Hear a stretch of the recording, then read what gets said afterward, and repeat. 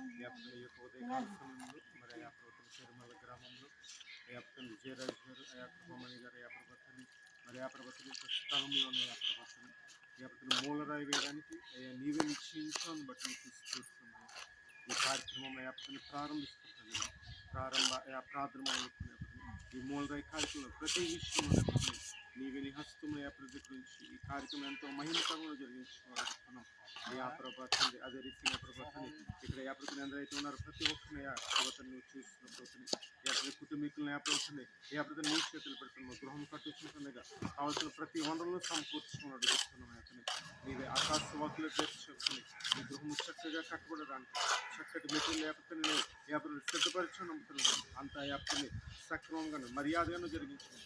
మేస్త్రులను ప్రభుత్వం చక్కగా కట్టబడడానికి జ్ఞానం దయచేయండి. ఈ మూలరాయి కార్యక్రమం ప్రారంభిస్తుంటుండగా నీ హస్తంలో నుంచి ఆ కార్యక్రమం నడిపించమని యేసునామమున ఈ ప్రార్థన అడిగి వేడుకొనిచున్నాము తండ్రి. ఆమేన్. హల్లెలూయా స్తుతి మహిమ ఎల్లప్పుడూ దేవునికి చెదము. హల్లెలూయా స్తుతి మహిమ ఎల్లప్పుడూ దేవునికి చెదము. హల్లెలూయా హల్లెలూయా హల్లెలూయా హల్లెలూయా హల్లెలూయా హల్లెలూయా హల్లెలూయా స్తుతి మహిమ ఎల్లప్పుడూ దేవునికి చెదము. సైన్యములకు అధిపతి అయిన ఆ దేవుని స్తుతించెదము.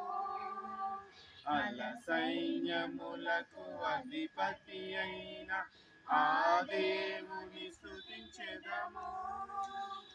అల సాంద్రములను దాటించిన ఆ యెహోవాను స్తుతించెదము.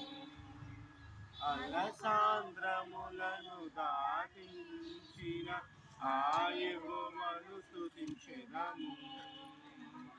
హల్లెలూయా స్తుతి మహిమ ఎల్లప్పుడూ దేవునికి చెదము.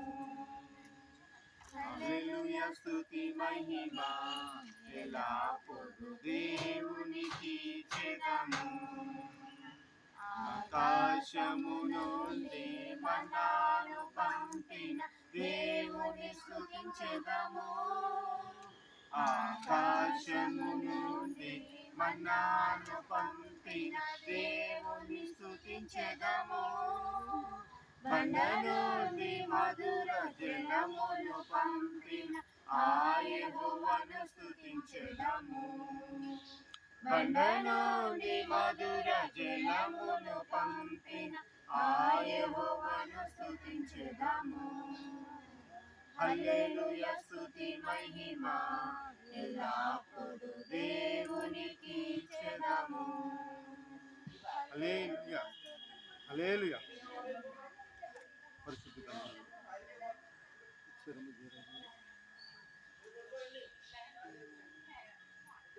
పరిశుద్ధ గ్రంథంలో 118వ కీర్తన 118వ కీర్తన 23-24 వచనాలు చదువుకుందాం. అది యెహోవా వలన కలిగినది, అది మన కన్నులకు ఆశ్చర్యం. ఇది యెహోవా ఏర్పాటు చేసిన దినము, దీని యందు మనము ఉత్సహించి సంతోషించరు. ఇక్కడ కీర్తనాకారుడు 118వ కీర్తన 23-24 వచనాల్లో ఇటు రీతిగా తెలియజేస్తున్నాడు. ఇది యెహోవా వలన కలిగినది, ఇది మన కన్నులకు ఆశ్చర్యము. ఇది యెహోవా ఏర్పాటు చేసిన దినము, దీని యందు మనము ఉత్సహించి సంతోషించడు. మరి ఈ రోజున ఇటు రీతిగా ఈ యొక్క మూలరాయి కార్యక్రమం జరగడానికి దేవుడు సంకల్పించాడు. మరి ఇది దేవుడు ఇచ్చిన చక్కటి శుభదినం.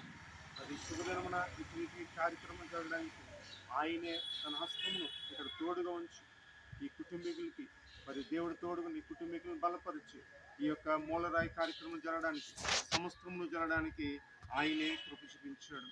మరి వీరెన్నో ఆలోచనలు కలిగి ఉండవచ్చు, కానీ దేవుడు ఏదైతే ఆలోచన కలిగి ఉన్నాడో, ఏదైతే ప్రణాళికను కలిగి ఉన్నాడో దాని ప్రకారము మరి ఇక్కడ ఈ యొక్క కార్యక్రమం జరిగించడానికి దేవుడు సంకల్పించాడు. మరి కుటుంబము దేవుని యందు మరి ఎంతో భయభక్తులు కలిగి మరి దేవుని వైపు చూస్తూ ముందుకు సాగుతున్నప్పుడు దేవుడే సమస్తము ఆయన చిత్త ప్రకారము జరిగించాడు. ఇంకో మాట చూద్దాం. యెషయా గ్రంథం 28వ అధ్యాయం. యెషయా గ్రంథం 28వ అధ్యాయం 16 వచనం పాశ్రంగా చదువుతారు. యెషయా గ్రంథం 28వ అధ్యాయం 16 వచనం పాశ్రంగా చదువుతారు.